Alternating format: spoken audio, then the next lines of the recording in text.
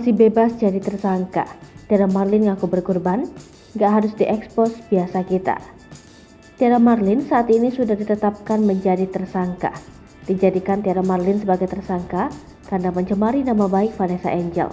Masih jadi tersangka, Tiara Marlin masih bebas dan belum diamankan oleh polisi. Kini, Tiara Marlin mengakui dirinya berkorban walaupun tak bisa memberikan bukti. Dipastikan, Tiara Marlin dirinya berkorban pada Idul Adha tahun ini.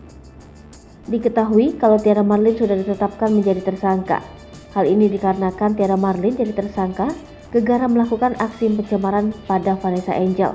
Di samping itu, Tiara Marlin juga sempat memohon pada Haji Faisal setelah jadi tersangka. Namun Haji Faisal belum memaafkan Tiara Marlin. Kini dalam postingan yang beredar, memperlihatkan Dodi Sudrajat tengah melakukan silaturahmi dengan Tiara Marlin dan Mayang. Tampak Mayang memberikan mie pada Dodi Sudrajat.